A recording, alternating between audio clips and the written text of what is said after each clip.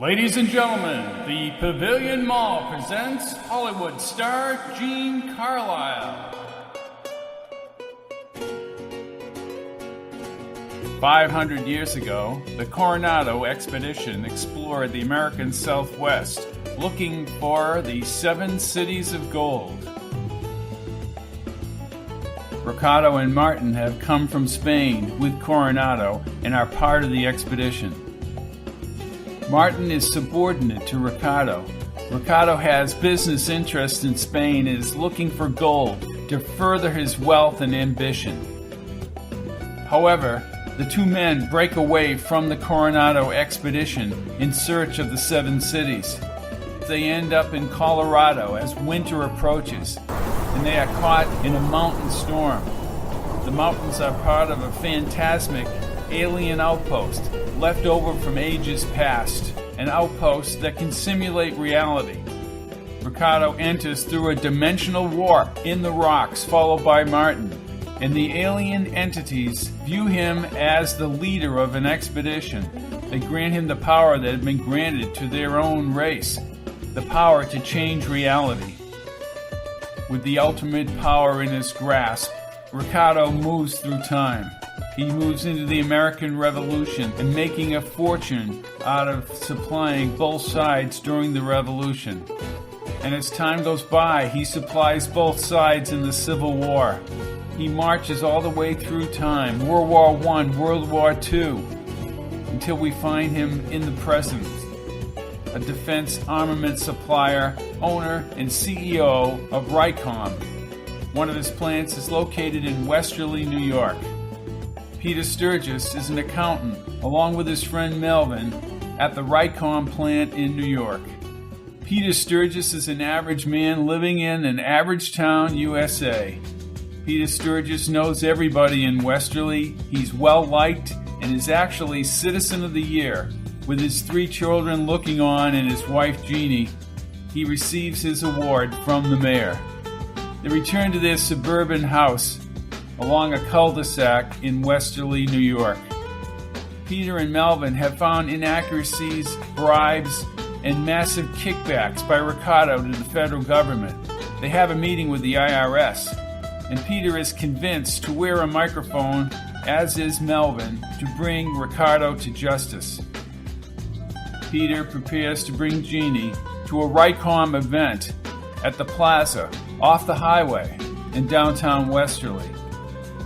Arriving at that party will be Ricardo, the owner and CEO of Ricom, who, unbeknownst to everyone except for Martin, his obedient servant, is 500 years old, and in the midst of his own little reality as the CEO of Ricom. Ricardo gets what he wants, when he wants it, at any time. Unfortunately for Peter Sturgis, Ricardo is smitten with Jeannie. He immediately falls for her and edges his way in around Peter. Peter is growing furious as Ricardo asks Jeannie what she'd like to be if she wasn't a mere suburban housewife.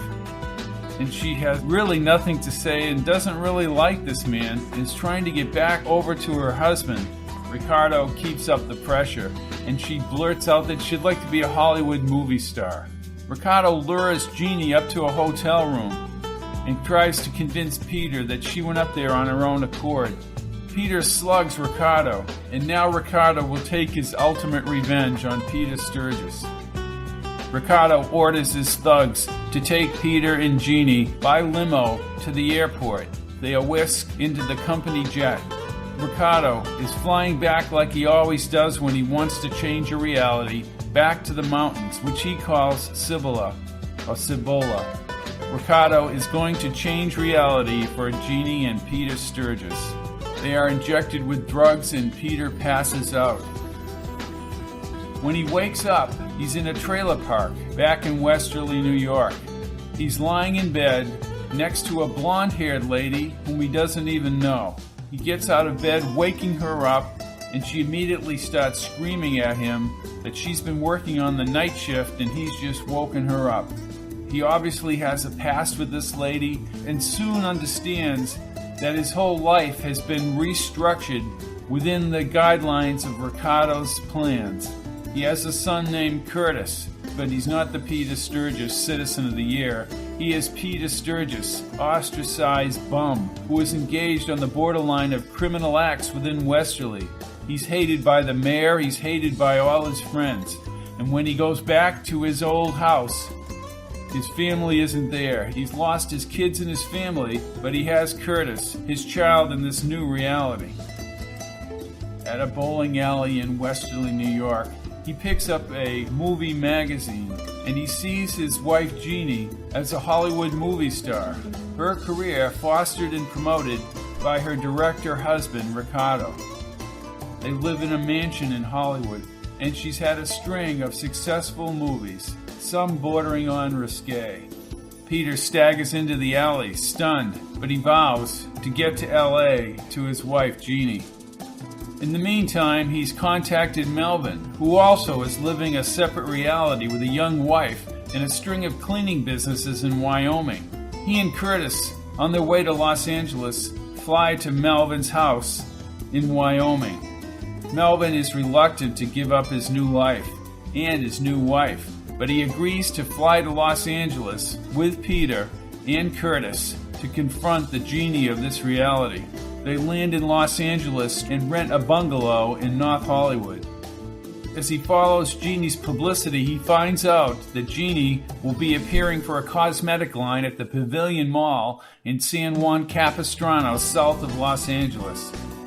Melvin is very cynical when they travel down to the Pavilion Mall, and with great anticipation, Peter waits for Jeannie. Very strangely, she doesn't recognize him in the front row of the crowd, but she does have a certain attraction to him which he can't explain. Later, as she signs autographs at the cosmetic table, he gets into a very intimate conversation with her, and she can't understand why she has this affinity for this man. But she's not the Jeannie that he married. Ricardo has constructed an entirely new reality for this human being. As he talks to her, but Jeannie is enthralled with Peter. She invites him over to the studio. Curtis can't believe it. Melvin is about had it and flies back to Wyoming. But it actually happens. He makes his way onto the set, and after some commotion, is directed to the trailer back in the warehouse area. There he meets Jeannie, but he can see that things have changed. Jeannie is drinking heavily, and he senses that she has a drug problem of some sort. There's an intense connection between these two people. Peter and Jeannie have an attraction for each other no matter what the reality.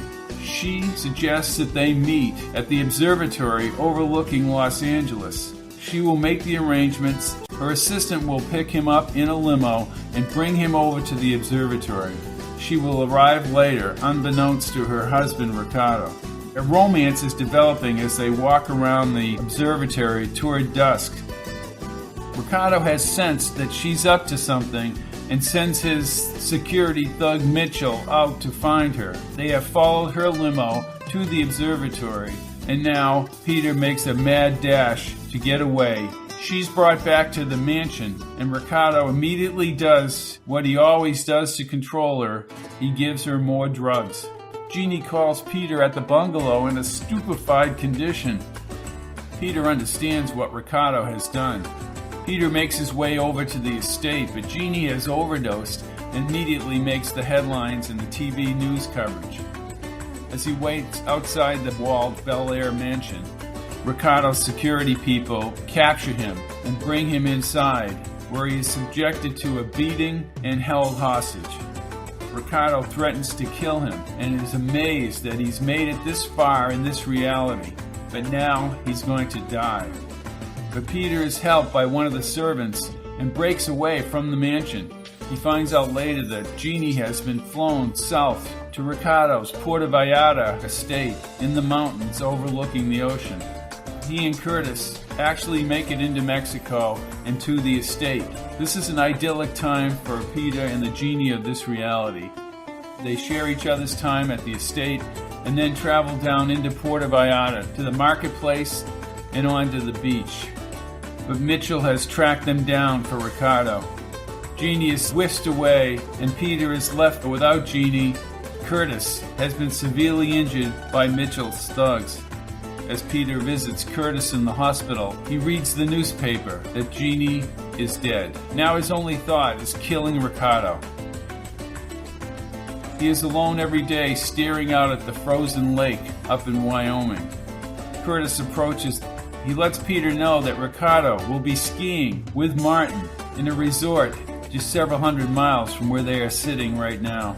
Peter stands, doesn't say anything, and prepares to leave. The climactic scene occurs on a gondola high above the mountain as Ricardo is alone coming down the mountain to join Martin and a group of women back at the lodge. A massive death struggle ensues, and Ricardo is plunged out of the car to his death several thousand feet below in the canyon. Peter meets Martin down below. Martin is actually relieved that Ricardo is dead. He prepares a helicopter to bring Peter to Cibola in an attempt to bring him back to his alternate reality.